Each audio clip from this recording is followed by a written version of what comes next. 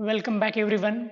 I started a series of videos on photosynthesis, and in my last two videos I discussed about light reaction, which is the first stage of photosynthesis, and dark reaction in detail. Now in this video I'm going to focus on the process of photorespiration that occur inside the plant. Okay, the photorespiration process take place in the plant cell in three different organs: chloroplast, peroxisome and mitochondria, and this is the pathway by which the photorespiration take place. But before starting with the actual pathway, I just want to discuss a few basic questions related to the process, like what is photorespiration, then when photorespiration occur inside the plant, and in which plant mainly the process of photorespiration occurs. So first is, what is photorespiration? Photorespiration means the process of respiration which occur inside the plant, in which plant uptake oxygen or plant take oxygen and release CO2. The process in which the oxygen enter inside the plant cell and CO2 comes out. Generally, we know that in C3 plant, Kelvin cycle occur, which also called as dark reaction or the light independent reaction, in which plant absorbs CO2, fix carbon dioxide with the help of Rubisco enzyme, and then they produce glucose. Okay, this C3 reaction is mainly occur in the stroma of the chloroplast. But now in the photorespiration, exactly opposite happen to that of the Kelvin cycle. In photorespiration, instead of accepting CO2, plant use oxygen. Okay, and they release carbon dioxide. We know that respiration is generally occur inside the animal, and this type of a respiration which occur in the plant, so it is called as photorespiration, because the respiration process occur in presence of light. In normal condition inside the plant cell, CO2 is come in or accepted by Rubisco enzyme in the carboxylation process, or the first stage of the Kelvin cycle, and then oxygen goes out. Okay, this thing happen in normal condition, but when photorespiration occur, plant take O2 while CO2 release. So this thing, respiration, is exactly opposite to normal condition, that means C3 cycle. Okay, the carbon which is fixed by the C3 process with the help of energy of the light reaction is get waste due to photorespiration. This process do not generate any kind of energy in the plant, but it also lead to the wastage of the energy which is fixed by C3 cycle. So plant generally do not prefer photorespiration, and many strategies have been developed by the plant to avoid this process. We are going to discuss about the mechanisms by which plant avoid photorespiration in my upcoming videos. Next question is, when photorespiration actually occur?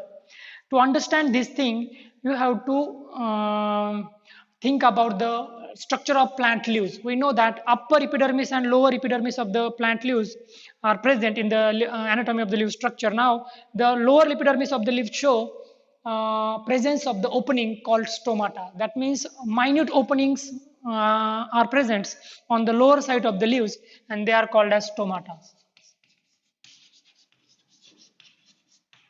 Stomata in the plant cell mainly perform two functions. Okay, first function of the stomata is gas exchange or gaseous exchange. In this process, the CO2 which is required in a normal condition by the plant is enter in the plant cell, while oxygen released. Okay, so both these gases, CO2 and oxygen uptake, take place through stomata. This is the first function of the stomata.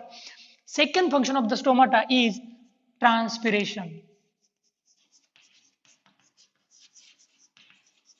What is transpiration? Transpiration is the process in which water vapors are released from the stomata. Transpiration occur at the time of high temperature in summer days. Okay, when plant want to control the body temperature. Okay, because in a dry, high temperature condition, due to high amount of light, photooxidation may occur inside the plant. And to avoid that thing, plant use transpiration process in which a large amount of the water which is absorbed by the root system is evaporated in the atmosphere in the form of water through stomata. So stomata play both this important function inside the plant. But what happen during the summer, if the temperature increases beyond a set point, in that case plant have to close the stomatas, because from open or through the open stomata large amount of water is lost from the plant body, which is not feasible for the plant in a summer season. Okay, so in that case plant have to close the stomata having guard cell, and that guard cell, due to endoosmosis, the structure of the guard cell become like this, in which the opening of the stomata get closed, and due to closing of the stomata the gases exchange affect. Due to closing of the stomata, important gas molecule like CO2 cannot enter inside the cell. Okay, so that due to stomata closing, what happen? The CO2 concentration in the plant decreases, but at the same time light reaction is continue inside the plant cell, because light reaction do not require any type of a gas. Okay, so light reaction run normally, and due to it oxygen concentration increase. So when stomata get closed in the daytime in a summer season, like, okay, CO2 concentration decrease and oxygen increase, and this is lead to the condition called photorespiration, because the C3 cycle's first enzyme which take place in the chloroplast is Rubisco. I have discussed about this in my previous video. This Rubisco have both the activities, that means ribulose bisphosphate, carboxylase and oxygenase. Okay, so Rubisco show carboxylase activity and oxygenase activity. By using carboxylase activity, Rubisco fix carbon dioxide, okay, in which C3 cycle run. Okay, and by using oxygenase activity, Rubisco have ability to fix oxygen. When temperature increase, CO2 concentration decrease and oxygen concentration increase inside the plant cell, Rubisco substrate change. Rubisco shift from carboxylase to oxygenase activity, and due to which Rubisco start fixing oxygen, that lead to photorespiration. Okay, due to this action, oxygen come in while CO2 release. Okay, the last question is, in which plant the photorespiration process occur?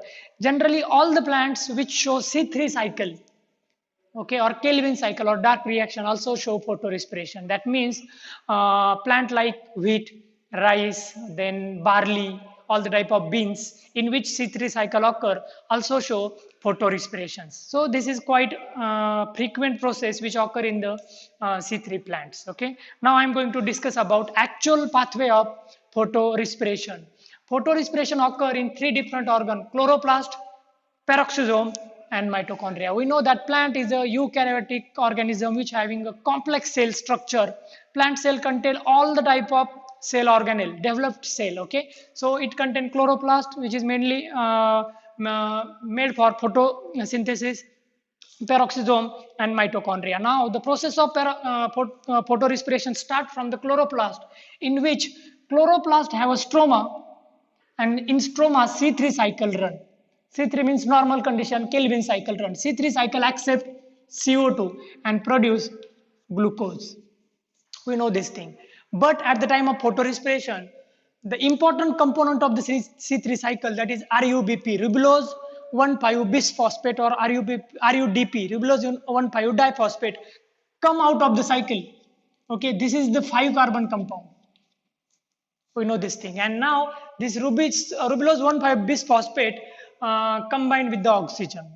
Okay, that means due to oxidation of the RUBP take place, and 5-carbon molecule break down into two molecules. First is PGA, which is phosphoglyceric acid. It is a 3-carbon compound, while phosphoglycolate is a 2-carbon compound. That means in the first reaction of photorespiration, RuBP break down into two parts. PGA, which is a 3-carbon compound, on phosphoglycolate, which is a 2-carbon compound. This reaction is catalyzed by Rubisco, which is the first and major enzyme of C3 cycle. Rubisco accepts oxygen, and then due to oxidation, two products produced from RuBP. Now, first product, which is a 3-carbon compound, that is phosphoglyceric acid, again enter into the C3 cycle, okay, and then this cycle can continue with the help of this PGA. But the 2-carbon compound, which is a phosphoglycolate, now start the process of photorespiration. Dephosphorylation of the phosphoglycolate occur. That means phosphate molecule release from the phosphoglycolate, which convert phosphoglycolate into glycolate. This reaction takes place in the chloroplast. Okay, so first stable product of a photorespiration is glycolate. So this pathway is also called as glycolate pathway. Okay, and this glycolate is a 2-carbon compound. Okay, so we can call as a C2 pathway or C2 cycle. We know that Kelvin called this dark reaction as a C3 pathway because first stable product in the dark reaction is a 3-carbon compound. In this case, it is a 2-carbon compound. So we called it as a C2 pathway or glycolate pathway. Now the glycolate diffuse out from the chloroplast and enter into the peroxisome, another organ which is present in the plant cell. Inside the peroxisome, glycolate undergo oxidation, and then glycoxylate is produced. Okay, glycoxylate is also a 2-carbon compound, and at the time of this reaction, H2O2 is released as a byproduct. We know that H2O2 is a hydrogen peroxide. This is a toxic component for the cell, and so peroxisome have a special enzyme called catalase that immediately break down H2O2 into water and oxygen. Okay, the glycoxylate, which is a 2-carbon compound, now convert into the glycine, which is amino acid, and now glycoxylate convert into glycine by addition of ammonia or amino group. Okay, and now due to this amino group, glycoxylate convert into glycine, amino acid, and now this glycine transfer from peroxisome to mitochondria. Okay, inside the mitochondria, this glycine is a 2-carbon compound. Remember this thing. At the time of study photorespiration pathway, you should focus on carbon calculations. When this glycine enter into the mitochondria, which is the third and last organ of the photorespiration, inside the mitochondria, 2 molecules of glycine come together. We know that this cycle is, or this pathway is repeatedly occur. So many molecules of glycine enter in the mitochondria. Out of all molecules, 2 molecules of glycine come together. 2 molecule means total 4 carbon. Huh? Okay, so 4 carbons of 2 molecule of glycine come together. Out of this 4 carbon, 1 carbon is lost in the form of carbon dioxide. Okay, while remaining 3 carbon is converted into serine. Serine is a 3-carbon compound. At the time of conversion of glycine into serine, amino group is released. This amino group again enter into the peroxisome and enter into the reaction in which glycoxylate convert into glycine. So this amino group is recycled from mitochondria to peroxisome and from peroxisome to mitochondria. Now the serine, which is produced, which is a 3-carbon compound, transfer itself from mitochondria to peroxisome, and inside the peroxisome, serine convert into glycerate. Actually, in between this reaction, another intermediate component is produced called hydroxypyruvate, but I have not shown that component here. Serine is converted into the glycerate. Serine is a 3-carbon compound, and glycerate is also a 3-carbon compound. And finally, this glycerate enter into the chloroplast, and inside the chloroplast, by phosphorylation, glycerate convert into PGA or phosphoglyceric acid. And now this phosphoglyceric acid is ready to enter into the C3 cycle in reduction phase of C3 cycle. Okay, we have studied this in my previous video. In this way, the cycle of photorespiration complete. Actually, when 4 molecules of carbon enter into the mitochondria, single carbon is lost. Okay, and 3 molecule of carbon is again recycled. So out of 4 carbon molecule, 3 carbon molecule recycle and 1 carbon molecule loss. That means 25% carbon is lost from the mitochondria, while 3 carbon recycle, that means 75% carbon is recycled in the process. Okay, but this 25% loss is not good for the plant.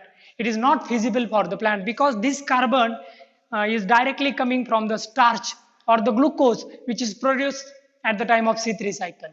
Okay, C3 cycle use huge amount of energy for production of glucose, and that glucose is breakdown and released in the form of carbon dioxide in the photorespiration process. So this process is not good or harmful process for plant to survive. And so many plants have developed number of different mechanisms to avoid photorespiration.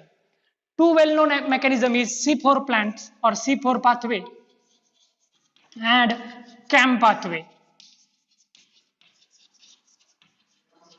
Okay, to avoid photorespiration, instead of performing C3 cycle, some plant perform C4 pathway.